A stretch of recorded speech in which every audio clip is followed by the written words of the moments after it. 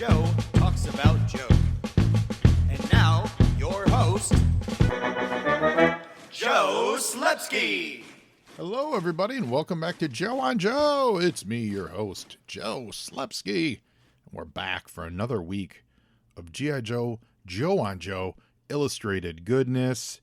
Today, we are tackling G.I. Joe, Real American Hero, issue number 121, To Save the Silent Castle.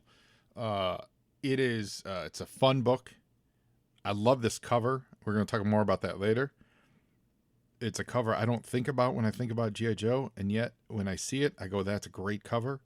So let's talk about it. I'm very excited to do it. Hope everyone had a great week. Most importantly, I hope everyone got their April Fool's body massage action figures ordered, and I'm a computer action figures ordered from Super 7. If you missed that drop, they dropped new reaction figures based on the PSAs, and who wants a body massage? Roadblock, I want a body massage. They look fantastic. Also today,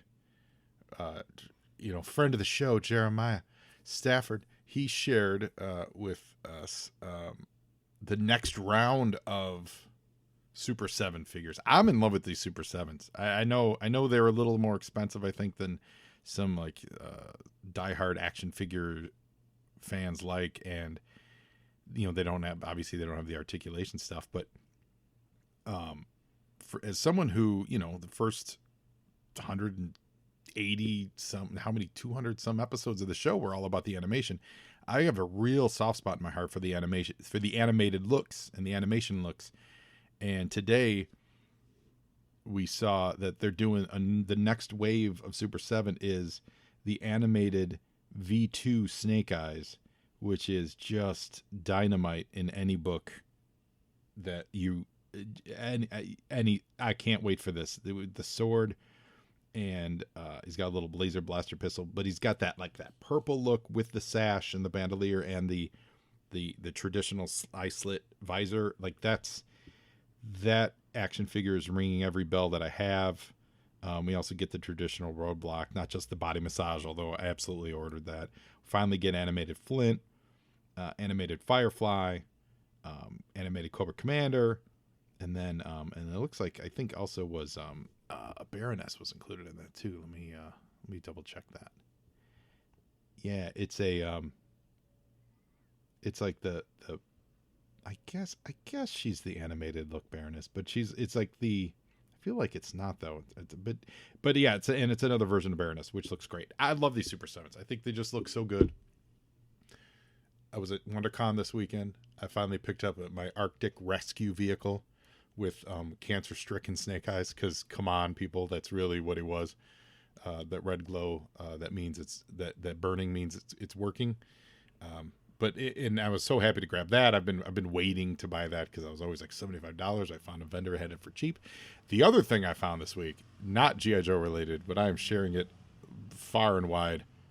Every time I think about it, I'm happy. But the problem is now I need to find an open box version of it. I got the Cloak and Dagger board game. And this is from the Dabney Coleman movie, Cloak and Dagger, which was an absolute favorite of mine as a child. And I know some of you listening absolutely loved that movie. I know you did. They made a board game, but it's not of the movie. It's a board game that the kid plays in the movie. So it's like the real board game that Elliot from E.T., I forget what his name was, and it would have been playing to fall in love with, what was his name? Jack something or other? Jack Flag or something? Yeah. So I found a sealed copy of it. Someone had a sealed copy of it at WonderCon, and that absolutely came home with me, and I'm so elated about it. I don't want to open it, so I think I have to find an unsealed copy. So I think before this episode airs, I need to go to eBay and buy it, because I know some of you are going to absolutely go buy yourself an unsealed copy of Cloak and Dagger, the board game. Anyway, I think that's it for G.I. Joe for this week. The Super 7s look really great, and they also did the new wave of deluxe Super 7s too. They also announced those pre-orders. I still haven't got my first ones yet, so it's hard for me to get super excited about pre-ordering a wave 3 where I still haven't even gotten wave 1 in hand. So more on that when that happens. But that we need to go online and we need to check out our sponsor, which is Movies in a Meal podcast, guys. I know you tuned in last week to hear all the hot dish on Will Smith, Chris Rock. I'm sure there's more fallout from that. It's the story that doesn't die. And we were talking about it at the shop this week. And, so that's my, like, once a week, we get together and we gab like ladies. That's when I'm in the shop on Saturdays. So, yes, if you're ever in Southern California, hit Golden Apple Comics, hit it on a Saturday and say hi to me. I'd love to talk Joe with you. But that's usually when we get all this stuff out. So everyone who's sick of hearing people talk about it, I was like, man, I still need to talk about it because that's my dish day. Where was I going with that? No, so we're not going to get into it now, but the takeaway from it was that was the wildest live television thing that we have all seen, not outside of important live news, and I feel like we've been inundated with important live news. This is the point I'm making. We've been inundated with important live breaking news for so long, and for 5 years, since 2016. Every day has been a slog of real world trouble because real world people doing real world bad things, and before that, but you know what I'm saying. Last 5-6 years have been rough, and COVID's been rough, and now there's the war in Ukraine. There's all this rough stuff. Now we get a live television moment where two grown men, two of the most famous, most popular men in the world, one of them gets up and pimp slaps the other on live TV, and it's not a joke. That's talking about. I mean, I don't want to just put it away. I want to beat it up. I want to talk about it. I want to go, yeah, that was crazy. Because it was crazy in a way that doesn't affect me. It doesn't affect you. It's just crazy. And we all witnessed it. And it could be a unifying thing. But instead, immediately, 2 days later, everyone and their brothers like, can we stop talking about it? Just no. It's wild. So I'm sure our friends over at Movies in a Meal had something to say. I know they also had a Morbius reaction too. Have you guys seen Morbius yet? I have not. Normally, I make it a point of seeing the new releases, like comic book releases, like first night, first weekend. Morbius is so far down on my radar, I didn't even remember that it was coming out this week. So I'm sure I'm going to see it in the next few days as I'm recording this. But yeah, I didn't have high hopes for it, and I think that is proving to be correct. Anyway, go check out Movies in a Meal podcast. Listen to this. Listeners, I know what you need in your life. You need more podcasts. And you also love movies. So why not do a podcast that's about not one movie? It's about not 2 movies. It's about 3 movies and a meal. I'm talking the Movies and a Meal podcast. This show is great. It's brought to you by Keith, Brad, and Ben. And each week they bring a new movie to the table, which they all discuss as a group. And it's not, your highfalutin movies. It's What We Do in the Shadows, The Fantastic Four, Rise of the Silver Surfer, and Out of Sight. It's Bad Education, Ghost Rider, and A View to a Kill. It's X-Men Last Stand, Queen Sugar, The Mandalorian, and Major League 2.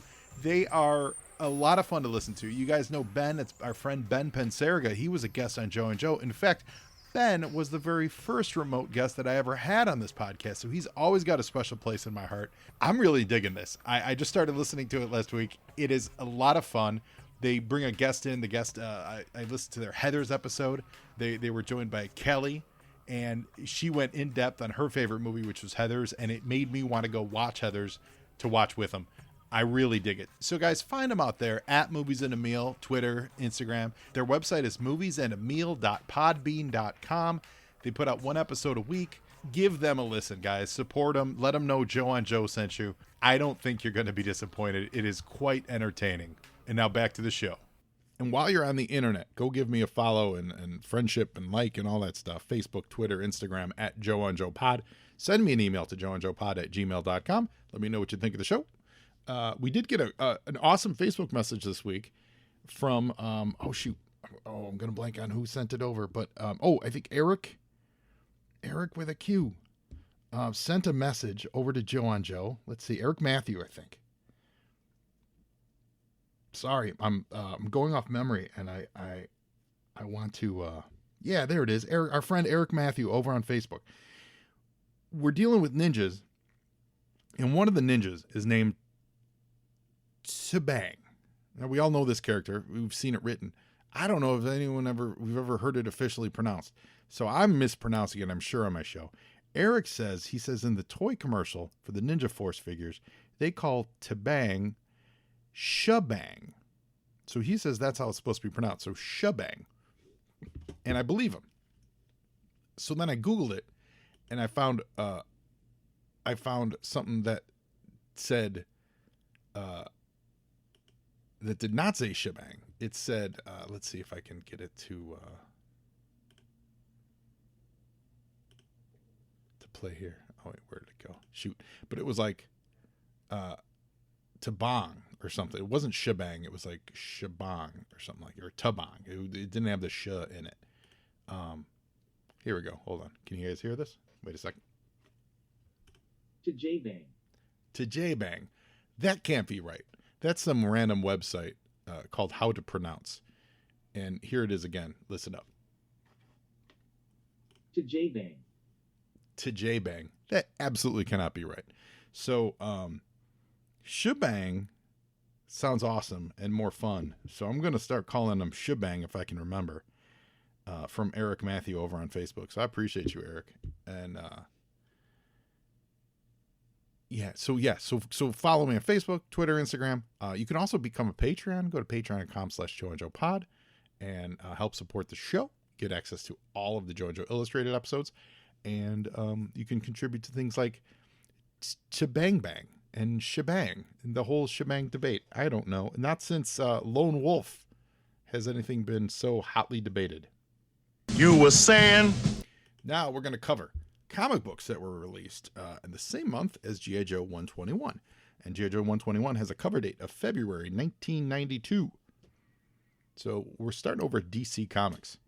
And DC has a fun book. It's 487, and it's a Superman Christmas issue. Superman always does good Christmas issues. I'm not sure if this is the one. I think this is Bibbo as Superman at Christmas. But there's one tradition they did in the Superman comics, which was that on Christmas he would try to like basically be Santa, right? So he would answer super letters for everyone in the world. So, people would, because like Santa Claus, people would send Superman letters through the post office. Again, this is before email. So, in the confines of the story, the post office would just save up this giant, humongous collection of mail for Superman. And once a year on Christmas, they would deposit it around Christmas. He would go through the mail and do what he can to save people. If memory serves, they did deal with the fact like sometimes he's a little too late. Like sometimes someone did die of cancer and there's nothing he can do about that. Or this or that. But like they would show him answering things and helping people out throughout the world. So kind of like playing Santa Claus. I think that's a part of this issue. If not, I'm misremembering it. But I know they've revisited it in multiple Superman Christmas issues. But Superman has a rich tradition of like helping Santa Claus on covers and various holiday things. So I always like a good Superman Christmas story. That's for sure. Panic in the Sky over in Action 674. That's a cool big crossover that Superman is about to start having. The cover here has Supergirl, which was the Matrix version of Supergirl. And it was a big crossover that it was like an alien invasion meets the Superman books, and a lot of other heroes got roped in. Very much like we talked about last time how Spider-Man would have those like the Round Robin or the Maximum Carnage crossover where Spider-Man's the lead, but they throw in all these random crossover heroes. That's what Panic in the Sky was, and you had a lot of heroes joining him for that story. So the prologue started in 674. My favorite book of this month, I think, let me scroll down real quick to make sure that this is an official, my favorite book of this month, and it certainly is. Oh, you know what? Here's the Superman issue. I'm sorry. It's Superman 64. So they did two Christmas issues. Superman 64 is exactly the issue I was thinking of, where Superman's reading a letter on the cover. This was the issue where they introduced that concept, or at least brought it to the modern era. I'm not sure if that's one that existed in the Silver. I don't want to misspeak there. But Superman 64 is the one where he answers Christmas letters. It's really, really, really good. However, the book of the month is, so then this would be December. Okay, yeah, all right. This all tracks. Batman Dracula Red Rain. If you've never read Batman Dracula Red Rain, you're missing out. At this point, we've seen iterations of, Batman as a vampire and, this and, superheroes as zombies. And we've seen that a lot. Batman Dracula Red Rain was one of the first ones in the modern era to do it. I'm sure they did. What if Batman was a vampire in the Silver Age? But Red Rain treated it like for real. Like if he was really a vampire, really got turned into a vampire, what would happen? And it was the early days of Elseworlds. So that whole concept as a young reader was new to me. It was like, oh my, is this something they're going to really do? Is this like a possible future? Is this blah, blah, blah, all those possibilities? I loved it. Batman Red Rain. And the greatest thing was seeing Kelly Jones's art on Batman. He ended up doing a long stint on the Batman books himself, but his start with Batman was here. And if you're not familiar with Kelly Jones's style, it's very dark, very moody, very stylized, completely would fit in with the old EC comics. And doing Red Rain, you're blown away by it. And it is Batman and, meets Dracula, and how would he fight him? Don't want to spoil it for you. They did at least 2 sequels. I know there was at least a trilogy out of this. They may have done a 4th one. And they were diminishing returns because then, spoilers, it's a 30-year-old book. This first book ends with Batman being turned into basically the next Dracula. So then the other ones are just Batman as a vampire. This is Batman versus Dracula, and it's good. It's really good. I remember really being moved by it when I was a kid. The other interesting book they did in Batman this month was Batman Destroyer. So this was 1992, so it was coming out in late 91. In 89, when the Burton movies came out, they redesigned the look of Gotham for those Burton movies, and the designer on it was hold on. I'm gonna pause this 1 second. Anton Furst. I had to Google that real quick, but I knew it. And he ended up passing away in November of 91. So he passed away right when this book was literally hitting the stands. The books I'm talking about are Batman 474, Legends of the Dark Knight 27, and I believe Detective Comics. I think gets in the mix. Yeah, Detective 641. And it's an arc called Destroyer. And Anton Furst, we've all seen Batman, the movie. We know how stylized that Gotham was. In the books, Gotham was dark and rainy and moody, but they actually really wasn't stylized. They had never really differentiated Gotham with a specific look in the comic books. It was, yes, dark and shadowy, and Metropolis was always drawn bright and sunny, but Gotham just had buildings just like any other city. It just did. When Anton Furst did the designs for Batman, that's what everyone loved about it, that it was so Art Deco and so retro yet modern. It was absolutely wonderful. So they said, let's bring that into the comic books. And it's crazy. I don't think I realized that he died. Yeah, he died right when these comic books were coming out. That's wild. They basically did a story where they purposely redesigned most of Gotham. So there was some destruction that happened in the city, and they had to rebuild the city. And when they rebuilt it, it looked a lot more like the Anton Furst version of Gotham City. And that stayed with the books for a long time, if not still, if they still don't pull from that. Now I know there's things, well, there always were things like landmarks, like Wayne Manor, or not Wayne Manor, Wayne Enterprises. Like when you draw the skyline for Metropolis, you always have to have the Daily Planet, things like that. But this was really giving character to the city that didn't exist before Anton Furst did it in those movies. It didn't exist in the comics. So Destroyer was a cool, fun way to tie the books a little closer to what was the zeitgeist at the time for Batman, for the look of Batman. So that's really fun.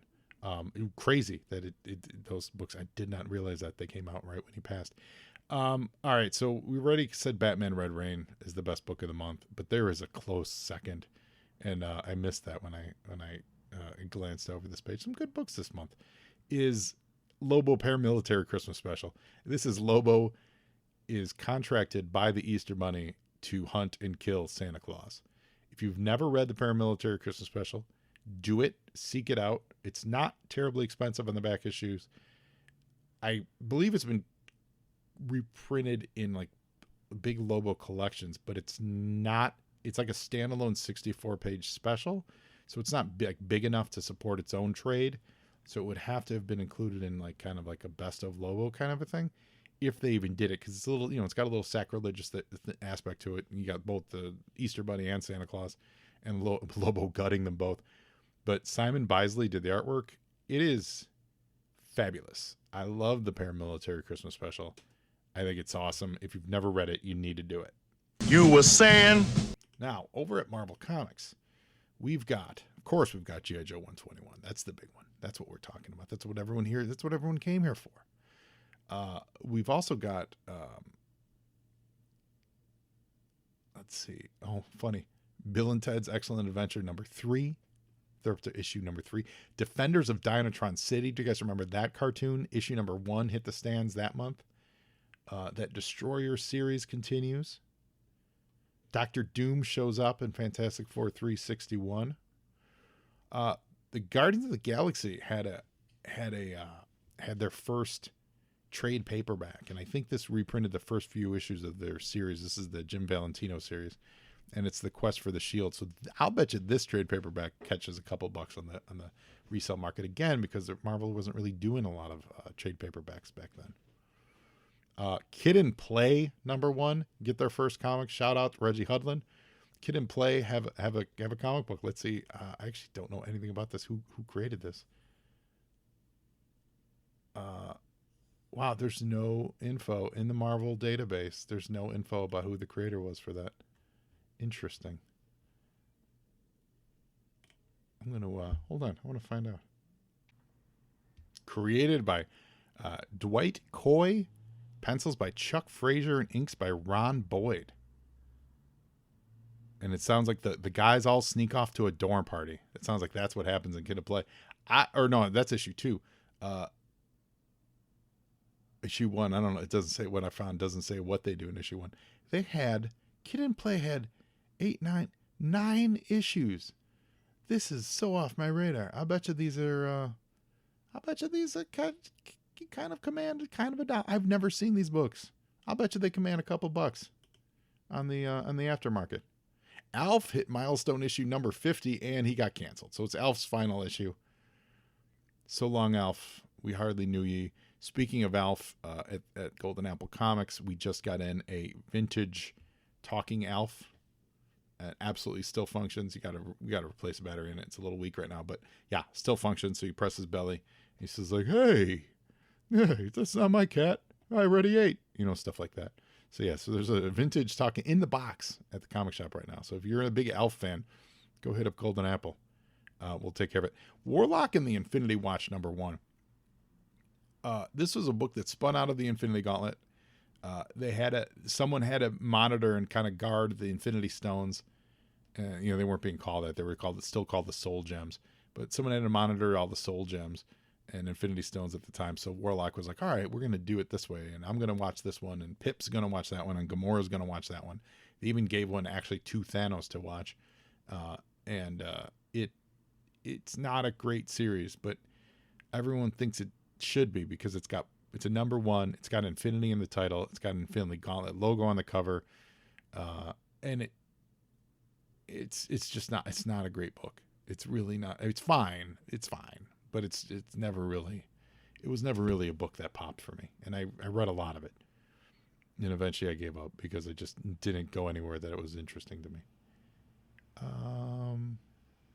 Mike Mignola doing covers for X-Men Classic over at 68. That's the first appearance of Binary, which is Ms. Marvel, Captain Marvel, Carol Danvers. And and here's another early trade. Spider-Man Torment, which was the McFarlane issues from the adjectiveless Spider-Man series. So that was out. Yeah. So I think with Red Rain and Paramilitary, I think DC gets the win. You were saying? And that's it. We still got to figure out the monthly. So Now, mass is ready. we are talking about G.I. Joe 121 to Save the Silent Castle. $1.25. I forgot that's something I didn't track. It's something I haven't tracked on the show. I wish I'd paid more attention to that. Like tracking the when the prices went up, because actually I don't recall Yeah, I usually don't comment on that. And I don't know when it jumped up to $1.25. But it is $1.25. Marvel's 30th anniversary for the Fantastic Four on the cover. So I love this cover. It looks really good. It's Andrew Wildman on the cover. The colors are really nice. That's kind of doing that purple green, dusky, like sandy brown hue to give the impression that you're at night without drawing super, super deep shadow. Storm Shadow and Snake Eyes are rappelling down that mountain where we left them last time. And then shebang! And who is it? Dojo and Nunchuck are hanging out as well. What I like about this is, it's got that Dutch tilt on the camera. So if like everything's a little skewed, but the ropes are almost straight up and down. Like, it's nice. It's a really good looking cover. And when I say, like, I don't think of this cover, you guys know what I'm saying there. There's some covers that are kind of burned in your memory. With G.I. Joe, you may not remember the issue numbers, but you look at the cover and go, oh yeah, I remember that one. I remember this.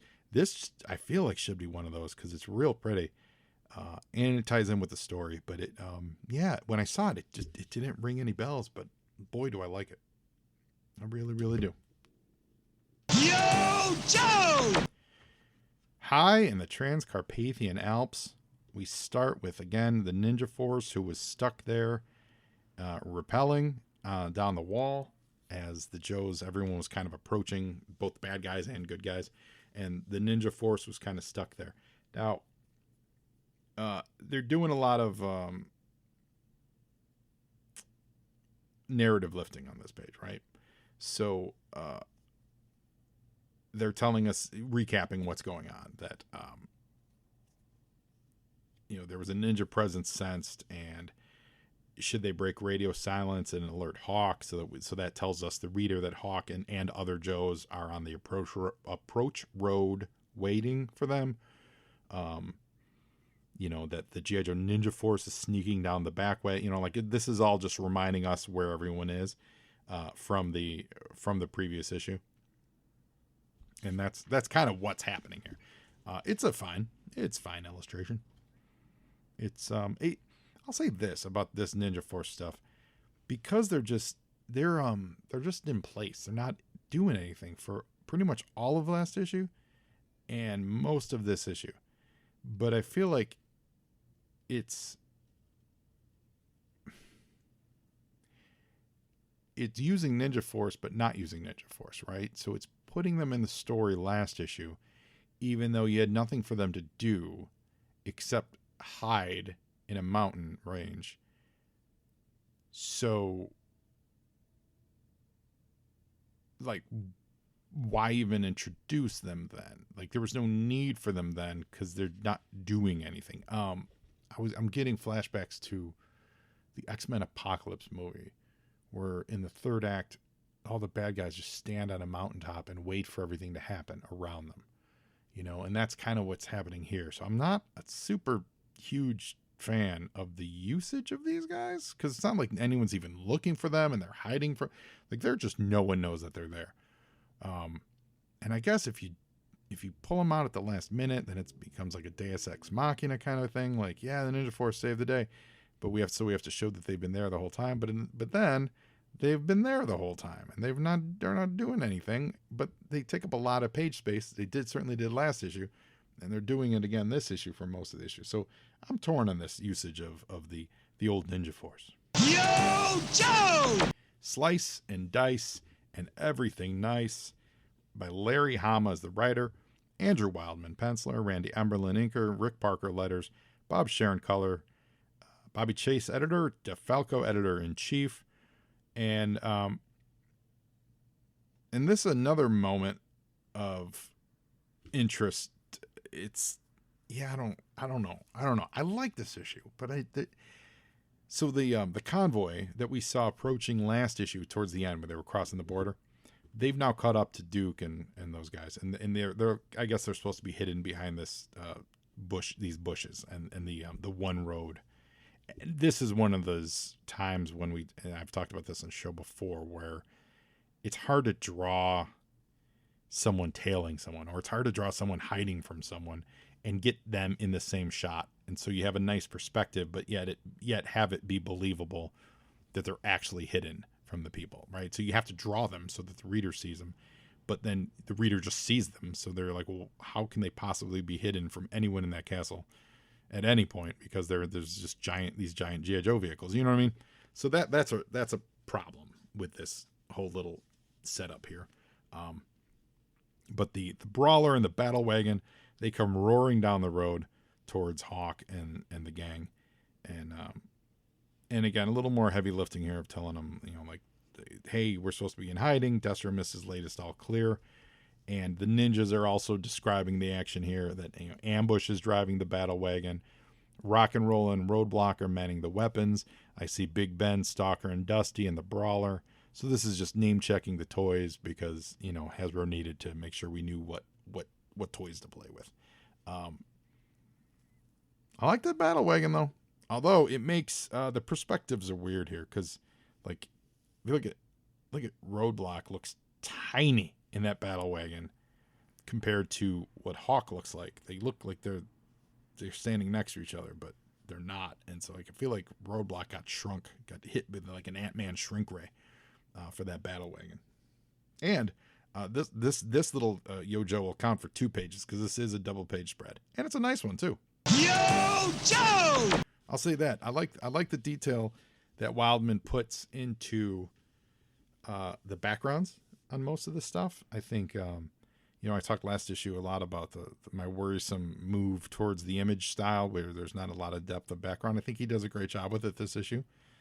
I'm not a huge fan of some of the, I guess some of the more cartoonish moves that we see in here, but overall I think it's solid. I think the storytelling's strong. I think the we'll get there, but I think the background detail, which is always important in G.I. Joe, I think works. So we catch up with Destro and the Baroness. They're on a stairwell, and they're flanked by some red ninjas and Slice and Dice. And they say that we shall be the new masters of this grim pile of stone after we've hacked you to pieces. And they leap in the air to attack Destro. And he pops a little smoke pellet to make their escape. Destro's mask. So here's a critique, and it's weird because it's supposed to it's metal. So it should have some consistency, right? It should always look a certain way, but you also want to give the guy, let the face act. His face looks different in almost every time he's drawn. The mask looks different. And that's something that throws me. It was happening last issue, and I didn't really mention it a lot, but I think it's happening again this issue, in that it's a metal mask, so I kind of want it to be consistently something. And yet it's drawn like it's just a yellow face in a lot of these panels. And that throws me off. Like, I want it to be more rigid than it appears to be. And that you could say that for almost any Destro drawing, a comic book adventure. And that's not just this artist. I like it. Let's just say this. I prefer it when Destro's real mask face really looks a little more rigid than you would ever think it would be. In a way that wouldn't work in live action. Because then it just looks weird when you see, like, panel to panel that it's different. Because it's not. It's supposed to be like a static mask that maybe has a jaw that moves, kind of a thing. Anyway, you guys know what I'm saying. I don't mean to nitpick. You know what I'm talking about. Yo Joe! So he pops some smoke. Some Willie Pete. I don't know if it's Willie Pete, but he drops some gas. And it's Slice and Dice, to their credit. Let's see, who's Slice and who's Dice? Slice is the red, Dice is the purple. Slice realizes quickly that they weren't wearing gas masks, so that it's just smoke. It's not tear gas or anything like that. So just go right through it, ninjas. And they do, and that's when Destro and Baroness are gone. They've slipped into a panel, and Slice notices that the smoke is actually being sucked into, the air is being sucked into this escape panel. So that's how he knows they're behind there. They don't know how to get there, but he knows what happened to them. They just magically disappear, which is nice. I think it establishes Slice as smart. He's not a dummy. And we see Destro has escaped into the castle's main defense control center. He says it also doubles as a study. Now I can see here he's got the chess pieces, which again, they had the chess pieces in the other study. So my question is, how many chess pieces does Destro have in his castle? Yo, Joe! So now we're getting the other element of this assault, which is the Cobra Advance Assault Team. So if you remember last time, the Cobra Condor flew overhead and emitted that hypersonic burst, and it triggered a post-hypnotic suggestion in the Baroness, right? And that was supposed to make her want to kill Destro, which it did. But then they got interrupted by Slice and Dice attacking them, so that kind of overrode any, hypnotic suggestions. So now, this is the Cobra crew that's supposed to basically be coming in and cleaning up after the Baroness. She was either supposed to incapacitate the Destro, or, assuming, let's say he got the jump on her and he had to kill the lady he loves, he'd be in despair, and these Cobra troops could come in and get their, get the jump on Destro. So it's a sound plan in that regard. But as all things don't usually go well for Cobra Commander. So we've got this Televiper flying in. He says, "Where's the signal from the Baroness? She should have taken care of Destro by now and laid out the landing lights." So this is where we learn that the guy released the pulse, and he's going to give the Baroness another jolt on the transmitter. So he's going to reignite her her brainwashing. That's the right word. So this is a page that I would have sent back to, not sent back, whatever. I would have told this a little bit differently. Because again, this is focusing on this is like making the Ninja Force the focus of everything. So we've got Storm Shadow using his binoculars. There's 3 panels on the bottom. Top panel of the whole page is a widescreen, shows these helicopters, and everyone's blacked out. So it's a long distance shot. You just see you see 6 helicopters. The man-made Cobra, one-man helicopters, not Fangs, the body suits. I forget what they're called. Flying into the Silent Castle. Then you got a medium shot of a Televiper talking to the Condor pilot. Then you jump to the Condor, shot of the Condor to place where the pilot is. So that works well. Then you get a close-up of the pilot talking back to the Televiper. So that all works. That's all boom, boom, boom storytelling. Then you go to this bottom row, which is Storm Shadow, and he's looking at his binoculars, and in the binoculars you see the same 6 Cobra rotor copters that were flying in. So you see that he's looking at them. He says Cobra battlecopters. He can't keep radio silence any longer. So then he actually gets on the radio, and this is where I think I would have changed the visuals on this. The visual is we're seeing Storm Shadow's face, and he's like talking into a radio, or he's got an ear mic or something like that. But he's calling, what he's doing is he's calling Hawk, and he's telling me, says, "I see a Televiper, a Toxo Viper, a Heat Viper, a Saw Viper, a Frag Viper, blah, blah, blah." On this page, looking at Storm Shadow, the word bubble is jagged to indicate the radio, except we're not on the radio. That camera is in Storm Shadow's presence. So the word bubble should not be a radio bubble. It should be a traditional word bubble. And because he's, it's not coming over the radio. We're hearing him. The camera is hearing him, like the comic book camera is with him. So there's no fuzz on the radio. And then the next panel, which is a slender one, it's a long shot of the mountain that doesn't even have any of the ninjas in the shot. It's just like, it looks like it's the mountain talking, but obviously it's not. It's showing us that the ninjas are we know the ninjas are on the side of the mountain. But it says, now we've got the radio squawk word balloon, and it says, "This is Hawk. We aren't going to be spotted as long as they don't overfly the castle. I suggest you tuck your ninjas into a dark crevice and think invisible." And then it goes back to the radio squawk of Storm Shadow saying, "Way ahead of you, Hawk." So there's a lot of mixed language on this portion. And I'm talking about the comic book language of comics. That's not right. So if we're going to stay on a close-up of Storm Shadow, sorry for nitpicking, but literally, that's this show. So, if you don't like this, then you're tuning in on the wrong show. If the camera's staying on Storm Shadow, he shouldn't have the radio squawk. and in either caption. What I would have done, what I think is more interesting on this, is to, instead of showing Storm Shadow, show the actual Vipers. So I would do a long panel. I would not have it be 3 panels. I would have it just be 2 panels. One with Storm Shadow eyeball in it, and then the other one being some close-up of, or like medium shot of the Toxo, Heat, Saw, Frag Viper, Night Viper, to then drive home to us that's who it is, because we don't actually see them. He's just telling us. So we see, and you could place him. Oh, that guy's a Frag Viper. That's a Heat Viper. That's a Night Viper. Maybe tighten up some of the narrative here. And then you still get the radio squawk telling you that it's Storm Shadow calling Hawk, and then you still get Hawk squawk back. And we don't need to see this close-up of the rocks because we know that they're already on the rocks from the very opening page. So this whole bottom corner just breaks for me. I'm not a fan. And I know, again, nitpicking, but you know what? Hey, you tuned in. Not me. You did it. You started this. Yo, Joe! Nothing is over. Nothing. Anyway, so we're back to the to this parking situation. The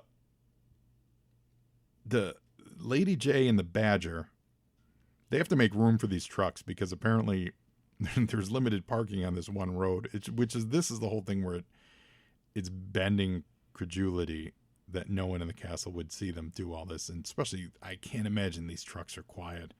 I'm sure they're loud and diesely and rumbly, but they're asking basically the gag is good, and the gag is that Lady J needs to back up on a sloped hill to get the Badger out of sight, and then she's going to set the brake, kill the engine, so that they can make room for the other two vehicles that now just joined them, right? So as all that, it's basically they're parking. So it's the final episode of Sopranos. And we get Roadblock and Rock and Roll. I love when they team up because it's two dudes who do the same job, and yet they're pals, and they team up and they do it well. They talk about, and this is a nice bit of foreshadowing. I hope this comes into play, where Roadblock says, somebody always tried, and there wasn't a single castle that wasn't overrun at least once. And Rock and Roll says, yeah, heck, the reason you build a castle is because it's sitting on something everybody else wants. So the question there is, what is the silent castle sitting on? And remember, last issue, Slice and Dice kept talking about who the residents of the silent castle is. So you guys remember, I've said this before, I don't read ahead. So I don't remember what's in the basement of the silent castle. And I'm excited to find out that it is, because now this is 2 issues that they're teasing that there's something big underneath the silent castle, and we're going to find out. But back to the parking problem, the brakes just gave out on the Badger, and so it starts rolling forward. Yo, Joe! So while that's happening, all these various Vipers are they're getting out of their battle copters. They landed on the roof, and they're getting out of the battle copters, and they're communicating that they're about to go inside. The outside team is securing the strong point. There's just a lot of Viper action that this is like a lot of name checky Viper reaction on this page. This could have been condensed. There's not, I mean, and then in this last, like this, so I feel like this could have been condensed, and then you get to the final bit where the Heat Viper is like, when you're finished, we'll face off our aiming takes and scout around that bend. And that bend he's talking about, that's where the Joes are hidden, right? So that's supposed to ramp up the tension. I feel like this last panel needs to be bigger. It needs to, like, you can barely see the bend in the picture. It needs to be a bigger focus of what we're looking at. And then, because when you go Yo, Joe! to this next page, I want to be I want to see the opposite view of that. I want to be on the other side of that bend instead of, so right now you get to the next page, there's an overhead shot and it's everyone trying to push the Badger, and because it's still rolling downhill and they can't stop it. I want the camera to be like at a ground eye view so that, you know, it's, and somehow you see the Heat Viper pointing it. And I know the distance there would be hard to do it, but basically I want the reverse of that Heat Viper pointing at them to drive it home that this is the stakes that we're at. Like, I understand it and you read it and you get it conceptually, but I think visually, I think a better way to do it would be to figure that out, of put more visible landmarks on that corner, on that bend, and then you flip it and then you see the visible landmark on the other side of the picture, and you see like the castle hardly in view, like it's behind a shrub, and you see that how close they are with this truck. Doing an overhead shot of this, it just looks like they're somewhere in the forest. It doesn't give you that kind of tension that I think that kind of a shot would give you. We're also getting the Condor retransmits that thing to the Baroness, that, you know, the mind control sequence. So she gets a little cuckoo again, and Destro's explaining that this is, you know, she says, can you control the ground to air missiles? And he says, certainly, this is my central command center. And she's slowly grabbing, like, she's grabbing a knife, or sword rather, and Destro's kind of working things through, like, why would Slice and Dice, they already control the castle, why would they need airborne troops? So that tells Destro that the airborne troops aren't on Slice and Dice's side per se, so they're a third party here, and this whole time Baroness is sneaking up on Destro. Yo, Joe! And back to the parking dilemma. The ground is, Flint says, the ground is crumbling underneath us. Roadblock can't keep a footing. I would like to see that, you know. Let's, instead of their pain faces are fine, but, you know, but let's see the feet sliding, you know. Let's see the tracks in the dirt, kind of a thing. And then we cut back to Destro, and this is where, like, again, his face mask just looks different on all these pages. But the Baroness is sneaking up behind Destro, and she says, aren't you curious about my actions? Aren't you wondering why I tried to cave your head in with a wrench down in the dungeon? And he says, I'm not curious for a very good reason. So you're like, well, what could that be? And then at that moment, that's when the brakes finally give out on the Badger, and it's gonna, you know, we don't want Joe to get run over, so they jump out of the way, and the Badger rolls free. Yo, Joe! And Slice and Dice, they find the door to the command center, so they're trying to break in with ninjas. And the Badger is now free rolling because Lady J can't get the engine turned over, so it's just free rolling down this path. They're telling her to cut the wheel. If you go off the road, it's hundreds of foot drop. So if she stays on the road, it's going to roll her right into the front of the gun sights. So her only chance is to restart the engine. But as that happens, all those Vipers we saw earlier, they notice it. So they're like, blow it away. That's a G.I. Joe Badger. Let's get it. And then we cut back to Destro and the Baroness, and he says, I know you've been subjected to the brainwave scanner.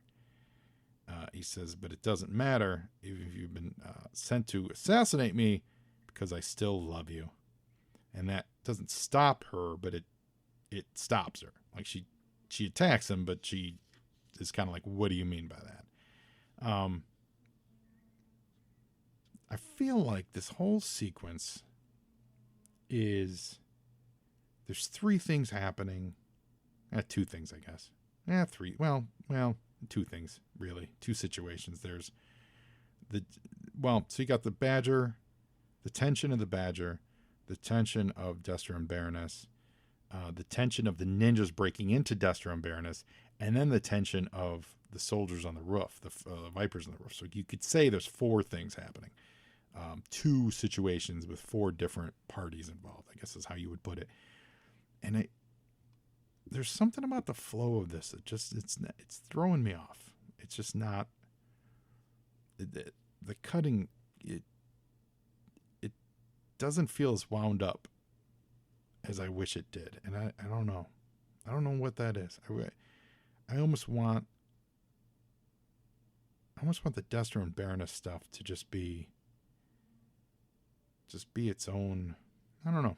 I honestly don't know what about this is not tensiony enough for me. But it's maybe the pacing and the stakes of it. I don't know. Yo, Joe! I wish I had a more definitive answer there. But in this next page, all the Vipers, they cut loose. And here we got another Frag Viper, or Saw Viper, rather, sorry. But it's not the Saw Viper. How great would that have been if it was the Saw Viper and then instead of this off-screen murder that they had happen? So they're all, they're using their toy-appropriate weaponry, which is great. They all look really good. The Heat Viper with his weirdo mask. And he's waiting to get a lock on, and then the Joes are, firing back. All very not clenched mouths, but gape open, imagey mouths. Everyone's screaming. Make them all tuck their heads down and crawl for cover. Suppress that Heat Viper, says Roadblock. It's very teeth gritty. Yeah, it's very excitable. Everyone's very excitable. Yo, Joe! The amount of open jaws in this era of comic books. I forgot how much that was. So many. They're either wide open or they're so clenchy. So Slice does his scorpion cut, which just cuts through the door. I don't know what's special about that, but he cuts through the door with his scorpion cut. And Destro says, I meant what I just said. I'll even submit myself to the brainwave scanner to prove to myself to you. And the Baroness is actually still under the grips of it. She's like, yeah, that's exactly what I want. So after Slice opens the door, Dice knocks it down. Now the red ninjas are wearing brown outfits, which is weird. I don't know when they changed into brown uniforms, but they're certainly they're wearing brown uniforms in this one. That just feels like a coloring error. Yeah, that's just an error on that page. Yo, Joe! And the firefight is so now I'm confused. These guys were on the rooftop, and the Joes would be at a disadvantage from the angles, but now we got the Vipers on the access road. So somehow the Vipers gave up their advantage of being on the roof and shooting down at the Joes. So now they're somehow on the access road, and they're at a disadvantage with the cover fire that the Joes are laying on them. Like, that's the part of this that I'm not a fan of. Yeah. So, but they're being suppressed by the fire, and Lady J's finally able to get the car turned on. Oh, the Badger turned on, but it's actually chewed up, and it's drawn chewed up by the firefight, and she hits reverse, and now she almost runs over the Joes again. Female drivers. I'm just kidding. But they take that moment because that stops the suppressive fire, and then the Frag Vipers and the Heat Vipers and the Saw Vipers take that moment to shoot back at the Joes. But again, they're shooting parallel, and they were on the roof before. I don't get it. Yo, Joe! So now Slice is fighting swords with Destro. Some nice little repartee there between Destro and Slice. And as that happens, something rips. Well, I guess it pushes a red ninja out the window. And this is what I mean by, I guess, because like there's not a lot of, there's no, there's very little setup for what's about to hit the red. Just all of a sudden in the second panel, the red ninja's getting thrown out the window. When I first read this, I thought someone was yanking him out the window. Like we were talking about the ninjas. I thought the ninjas were outside and like finally showed up and started yanking them in.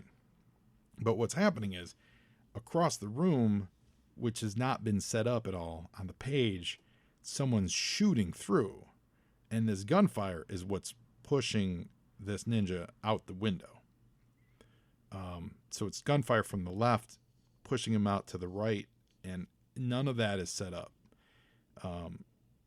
Slice says that came from the stairway leading up to the battlements, and that's when Destro says, "Oh, you didn't know that we had some new arrivals," and Toxo Viper's there. So Toxo Viper hits them with a bunch of gas, So then we get a follow-up to the Red Ninja getting thrown out the window. Red Ninja who just got defenestrated. Speaking of Lobo Paramilitary Special, defenestration is one of those great words that you learn from reading Lobo comic books. So now once Storm Shadow sees that, he realizes it's time to move in and give Destro a hand. So now the ninjas have to get into action. Yo, Joe! Only 28 pages later, of standing on the side of a boulder. But we still got another page till they get into action, because now we're back to parking, and they've moved the Badger. So Big Ben, bring the I'll say all this fast.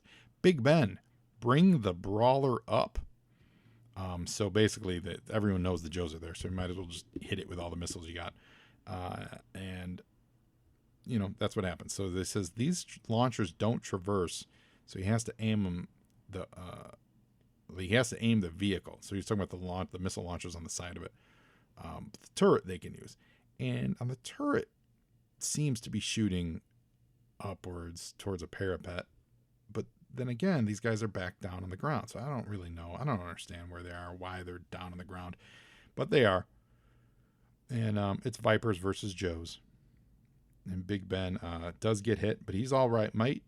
And this ringing in my ears just improves my aim. I like that. That's fun. Big Ben, wide open jaw once again. Yo, Joe! Now make sure these pythons are secure, shebang, because they're going to have to support all 5 of us. And the ninjas do a cool gag here. I got to admit, it's pretty cool. Except the payoff is garbage. And I said it, garbage. I don't like the payoff of this at all. They stand on each other's shoulders like a bunch of acrobats, which is kind of dope. Snake Eyes, I love the cracking of the fingers in this panel. They say, "You ready up there, Snake Eyes?" So he's the top, and they make a human ladder. So from the side of the mountain, they form a ladder that's, let's assume everyone's 6 feet tall. So this would be a 30-foot ladder that, based on shebang standing on the pythons, they stand on each other's shoulders, so about 30 feet, and then they fall. Imagine dropping a ladder 30 feet across, and Snake Eyes is going to catch the side of the castle and hold on to the castle while the other ninjas swing over, right? So it's like the top goes first, latches on, and then they swing down. And here's why I call BS in this whole move. Not because how hard it would be. I'm not calling that at all. I'm saying they didn't have the courage to show us them doing it. All they drew was them making this ladder and connecting. And Snake Eyes, without using any hooks or anything, grabs the top with this image, just his left hand. I'm assuming his right hand makes connection. And Storm Shadow even says, "Are you kidding? That was the easy part." So now Snake Eyes is connected to the castle, and guess what? Yo, Joe! We don't see how they make this move. It's a great move, and we do not see. There's no tension. There's no, are they going to fall? Are they going to, swinging across with Snake Eyes holding on, with his last gasp, or has to hook himself in, or none of that. There's no follow-up to it. What are we doing here? This is a cool move. I can't believe I was shocked when I flipped the page and I didn't see a resolution to this move. We cut back to the Heat Vipers. It's all the Vipers and the Joes fighting. The Vipers activate the, what do they call them? The Dragon's Teeth, which are, basically giant metal struts that would stop tank big vehicles, tanks and stuff, which is exactly what it does here. So Big Ben has to jump out, and the whole point of this road is that, it's one entrance, so it's easier to defend, and so the Joes aren't really having a lot of success. Also, they keep talking about Stalker and Dusty being there, but Stalker and Dusty have not been drawn in this comic book yet. Let's see if they're drawn by the end of this comic book. They are not. Stalker and Dusty were drawn in the last comic book. They have not been illustrated in this comic book yet, but Roadblock is here to remind us that they are inside the Brawler, even though it just got chewed up and is on fire and stuff like that. So Roadblock's very upset about this. Lots of speed lines around his upsetness. Yo, Joe! Slice and Dice are happy with they apparently took out the Vipers. He says, our unmatchable martial arts technique sent those Cobras scurrying back up the stairs to the battlements. And Baroness and Destro disappeared again on them, so they lost them in the castle. You know, there's another trap. There's a lot of trapdoors in this castle, which I like. I like that part of this. There's red ninjas filling them in. There was a big tank battle, blah, blah, blah. And then 5 men are coming up the stairs from the Great Hall. Impossible. It's there. He's been guarding. It's the only way he's in and out. We'd have heard something. And then the door opens. And what should be a hero moment is kind of a really just a small image of Snake Eyes and the gang, the ninjas, standing in a doorway. So apparently their gymnastic stunt worked, but we don't get the payoff on that. And then we don't get a big hero shot of them busting through a door on these ninjas saying like, we're here. It's real anticlimactic. I gotta be honest. I'm not a massive fan of the choices on some of this stuff. Especially history. G.I. Joe has a rich history of showing Snake Eyes in doorways, getting ready to cut some fools. And I'm not even joking with that. You know, go back to that Mike Zeck cover. And then there's other instances too, where we've shown Snake Eyes in a doorway, like Smoking or Storm Shadow, you know, just like ready to throw down. And this panel is not engendering excitement. Yo, Joe! So Destro and the Baroness, they did make their escape, and they're in another part of the castle now. And now we see where there's an older, it's the old brainwave scanner. And Destro's basically like, yeah, you know, I love you so much. I'm going to strap myself into this brainwave scanner. All you got to do is turn it on. And she says, don't fight the programming, dear. It's much better this way, I assure you. And Destro's like, do it. So he's got to have something going on. Now, I don't recall, and then that's it. That's it for this issue. I don't recall what happens next, but I'm going to throw down here that I have a strong feeling. You guys remember how Superman 2 went? When Superman's like, hey, Kryptonians, I'll get into the energy sapping device, but instead it zapped them because they were on the outside. I have a strong feeling that's what's happening here. That Destro is actually, the whole chamber is rigged to zap somebody, and Destro's actually protecting himself by getting into it, and it's going to unzap Baroness. But I don't recall, so don't spoil it for me. We'll find out next week. But that's the vibe I get, because Destro's too smart to actually, you know, be taken in by any of this. We get a Mutt and Junkyard bio. I'm not sure who did the illustration on it, but I love it. I really, really dig it. I think it's great. Although Junkyard looks more like a wolf than it actually looks more like Timber. It really doesn't look very Junkyardy. It's funny that they're in there because they're very much a big part of my summer project for Joe on Joe. Get excited. It's happening. And then we got a post box from the pit. We got letters here from Jennifer Kyle out of Las Vegas, Nevada. Gavin Regnier out of Mesa, Arizona. Sean Duncan from Ruston, Manitoba, Canada. Brian Ortiz from San Luis Obispo, California. Paul Jerome, Stevenson, Washington. Chris Conklin from North Haven, Connecticut. And Chris Snyder from Gainesville, Florida. It's funny, Chris Conklin seems to have an issue with, he'd like to see more deaths in the future, mainly because it makes room for newer characters. Many characters like Blowtorch, Scrap Iron, Tripwire, Snowjob, Beachhead, how dare you, Dial Tone, Iceberg, Footloose, Fast Draw, Sneak Peek, Leatherhead, and many others aren't very interesting and aren't needed. How dare you, Chris Conklin from North Haven, Connecticut? How dare you, sir? How dare you? First of all, Blowtorch, amazing. One of the greatest figures of all time. Top 5 Joe figures ever. Snowjob, legend. Beachhead, don't even start. I know like 5 guys right now that'll find you. I'm not even going to say your name. You're going to have to. If I said your address, they would send you a letter for just defacing the name Beachhead. Leatherhead, awesome. I'll give you fast draw and sneak peek. But come on.